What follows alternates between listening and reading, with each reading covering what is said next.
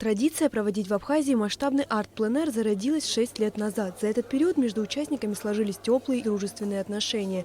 Идея проведения подобного творческого мероприятия совместная, и возникла она у представителей Абхазского международного объединения «Апсны-Арт», Национальной картинной галереи Абхазии и при поддержке Абхазского государственного университета.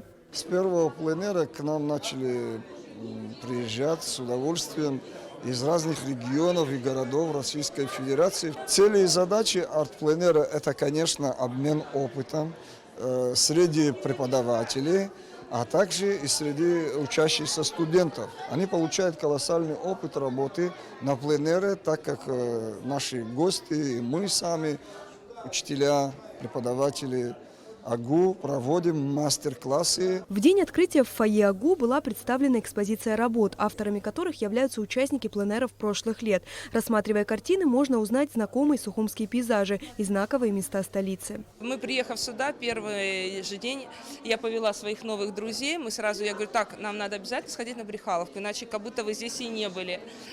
Вот. А вот эта собака вообще моя знакомая собака, мы с ней подружились. Я рисовала эту картину.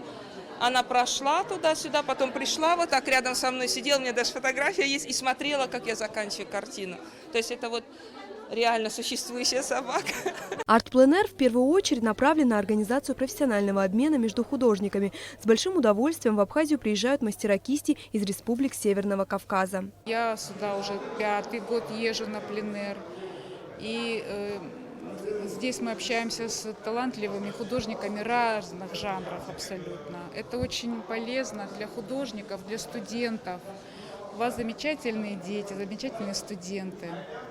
Вообще и народ красивый, и природа красивая. Для кого-то из участников пленэра ехать в Абхазию за вдохновением уже добрая традиция, а некоторые решили посетить страну в творческих целях впервые. У меня много друзей здесь, вот сейчас я как раз посмотрела работы, друзей, которые были именно на этом пленэре, рекомендовали мне сюда поехать и сказали, что здесь принимают очень хорошо. Планы немножко пописать, но я чувствую, программа насыщенная очень. Прям буквально каждый день будет забит какими-то мероприятиями, это приятно. На площадке арт-пленэра обычно встречаются творческие люди разных поколений. В этот период работать с опытными мастерами имеют возможность и студенты отделения искусств АГУ. Они с удовольствием посещают встречи и конференции, организованные в рамках международного мероприятия. Многие присутствующие в этом зале, наши коллеги, с первого пленэра поддержали нас, и они стали уже полноценными членами нашей творческой семьи. Как известно, ядро Апсны-Арт составляет преподаватели отделения искусств АГУ.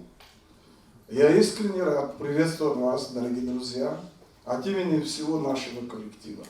Я также приветствую новых наших друзей, которые впервые будут принимать участие. На научно-практическую конференцию участники пленэра приехали со своими докладами. Все темы были подобраны с учетом актуальности. Так, доктор искусствоведения Наталья Барсукова рассказала в своем выступлении о значении мастерской для современного художника. На примере музея керамики Юрия Новикова, директором которого она является, специалист обозначила нюансы правильной организации творческого рабочего места. Мастерская – это то место, где проходит постоянно жизнь художника. Юрий Новиков – один из ведущих художников отечественной, русской керамики, скажем так, с ярким индивидуальным почерком, который в основном все творчество посвятил технике майолика.